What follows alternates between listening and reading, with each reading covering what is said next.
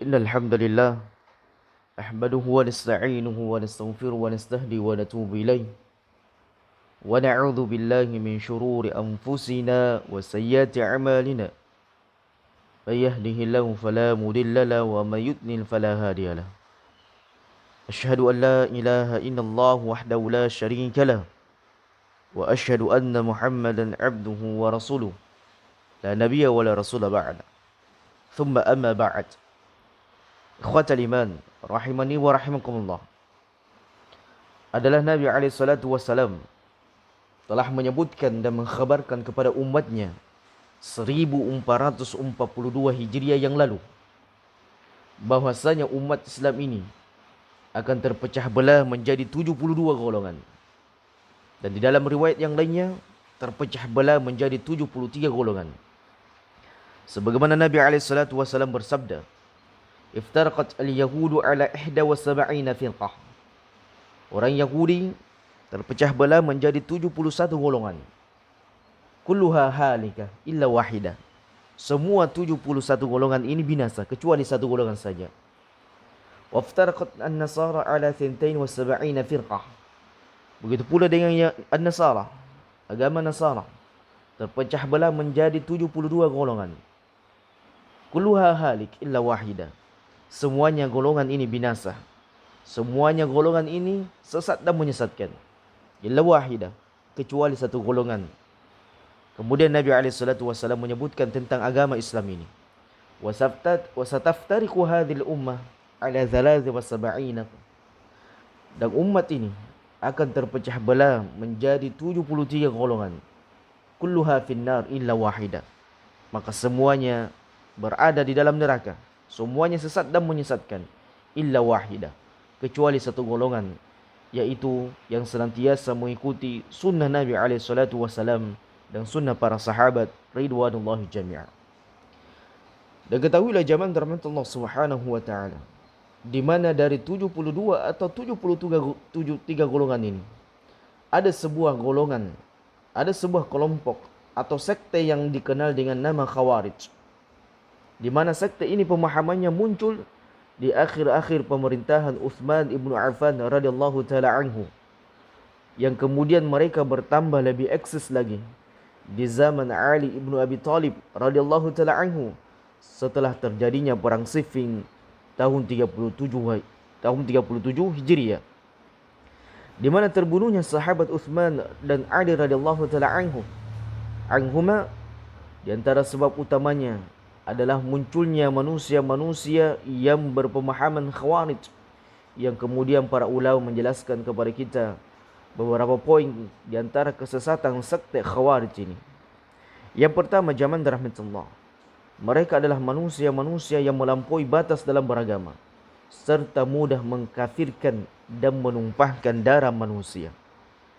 Kemudian yang kedua, di antara ciri khusus yang melekat yang ada pada diri mereka adalah mereka memiliki lisan yang sangat tajam dalam mengkritik pemerintah, suka mencelah pemerintah, suka memprovokasi manusia untuk memusuhi pemerintah, yang ujung-ujungnya adalah mereka berani dengan terang-terangan memerangi pemerintah kaum muslimin.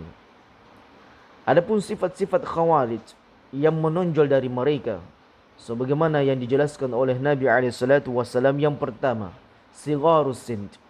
Kebanyakan di antara mereka adalah anak-anak muda, anak-anak ABG yang memiliki semangat yang besar membela agama Allah Subhanahu wa taala, namun dengan cara yang salah, namun dengan cara yang menyelisihi Quran dan sunnah Nabi SAW.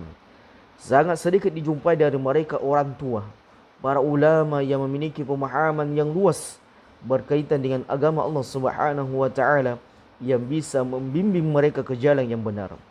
Sebagaimana Nabi SAW bersabda, Hudathaul asnam, manusia-manusia yang muda umurnya, yang mereka sama sekali tidak memahami dan memiliki ketajaman dalam berpikir dan dalam bertindak. Kemudian yang kedua, jamaah rahmatullah, di antara sifat Khawarij ini adalah at-taishu was-safu. Mereka ini adalah orang-orang yang bodoh terhadap perkara agama, tidak memiliki guru untuk bertanya, tidak bisa berbahasa Arab, tidak bisa membaca kitab. Mereka adalah orang-orang yang beragama dengan membawa pemahaman yang sangat keliru berkaitan dengan agama Allah Subhanahu wa taala. Mereka adalah orang-orang yang terburu-buru dalam bertindak. Tidak ada sifat kesabaran di dalam diri mereka menyikapi kehidupan ini. Nabi SAW bersabda, "Ya'ti fi akhir zaman qaumun hudatsaul asnam, sufahaul ahlam." Akan datang akhir zaman ini sebuah kaum atau kelompok manusia yang muda umurnya lagi bodoh dalam perkara agama Allah Subhanahu wa taala. Kemudian yang ketiga, di antara sifat khawarij ini adalah al-ghurur wa ta'ali. Mereka adalah manusia yang banyak melakukan makar dan melampaui batas. Mereka ini adalah orang-orang sejatinya sombong dengan manusia yang lainnya. Inilah ciri yang sangat nampak dari mereka.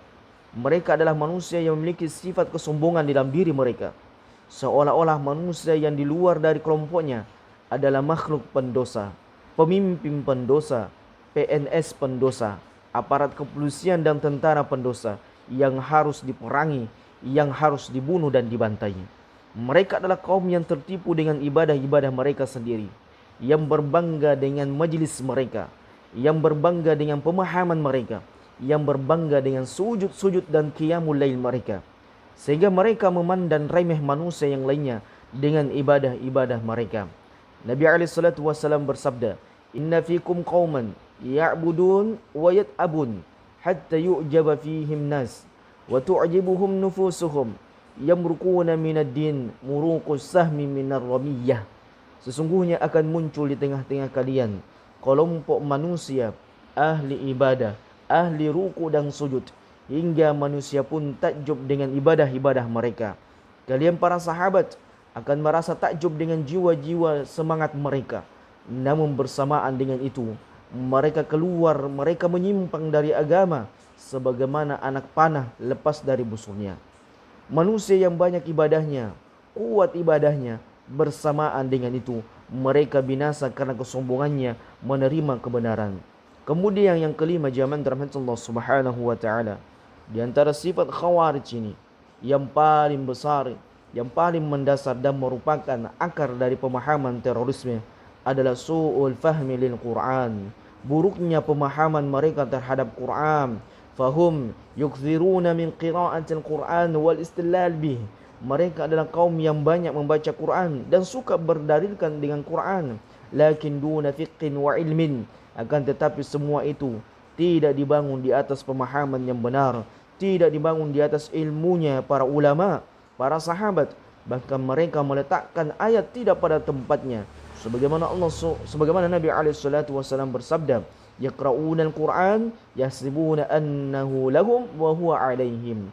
Mereka membaca Quran dan mereka menyangka Al-Quran adalah hujjah mereka, padahal Quran itu sendiri adalah merupakan hujjah atas mereka terhadap apa yang mereka lakukan. Mereka adalah orang-orang yang hanya membaca Quran, tidak melewati kerongkongannya. Mereka adalah kaum yang seolah-olah berjalan di atas sunnah Nabi SAW, berjalan di atas petunjuk Nabi SAW. Bersamaan dengan itu, mereka adalah orang-orang yang menyimpang. Mereka adalah orang yang sesat dalam memahami ayat-ayat Quran dan sunnah Nabi SAW. Maka simak apa yang dikatakan oleh Syekhul Islam Ibn Taimiyah rahimahullah. Wa kanat al-bid'ah al-ula mithlu bid'atil khawarij, innama hiya min su'u fahmihim lil Quran, lam yaqsidu mu'aradatahu, lakinna fahimu minhu ma lam yadullu alaihi. Bahwasanya sesungguhnya bid'ah yang pertama kali yang dilakukan adalah bid'ahnya para khawarij, orang-orang teroris khawarij. Mereka adalah orang-orang yang gagal paham, tidak memahami Quran sebagaimana mestinya. Mereka tidak meletakkan Al-Quran pada tempatnya. Lakinnahu fahimu minhu ma lam yadulla alaihi.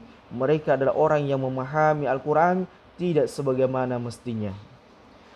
Maka tepatlah juga apa yang dikatakan Abdullah ibnu Umar radhiyallahu taala anhuma berkaitan dengan khawarij. Intaliqu ila ayatin nazala fihi al-kuffar faja'aluha 'alal mu'minin.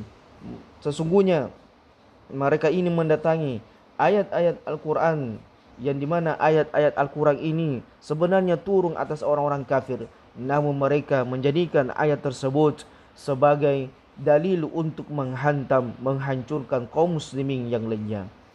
Kemudian yang keenam, jamaah dirahmati Allah Subhanahu wa taala, di antara sifat khawarij yang menonjol pada diri mereka adalah mereka pandai bermain-main kata. Mereka adalah orang-orang yang secara zahir kalamnya sangat indah, kalamnya sangat bagus, ucapannya mengajak manusia untuk berhukum dengan hukum Allah Subhanahu wa taala, untuk kembali kepada Quran dan sunnah Nabi alaihi salatu wasalam. Bersamaan dengan itu, apa yang mereka dalilkan dari Quran dan sunnah tidak sesuai dengan apa yang diinginkan oleh Allah Subhanahu wa taala dan Rasulnya. Mereka seolah-olah berhujjah dengan hujjah yang indah dari Quran dan sunnah, namun mereka adalah orang-orang yang salah jalan dalam memahami Al-Quranul Karim. Mereka melihat seolah-olah apa yang mereka lakukan itu adalah merupakan perintah dari Quran, namun Al-Quran sekali lagi itu adalah merupakan hujah atas perbuatan keji mereka yang mereka lakukan, membuat teror di mana-mana, membuat kezaliman di mana-mana, membuat makar di mana-mana, sehingga merusak citra Islam. Maka semoga Allah Subhanahu wa taala menyelamatkan kita dan generasi kita dari pemahaman sekte khawarij yang sangat berbahaya ini. Dan kita berlindung kepada Allah Subhanahu wa taala, dan kita meminta kepada Allah Subhanahu wa taala semoga Allah Subhanahu wa taala membinasakan makar-makar orang-orang yang keji, yang buruk, yang tidak memiliki akhlak dan adab, dan sesungguhnya mereka adalah musuh agama Allah Subhanahu wa taala. Barakallahu fikum.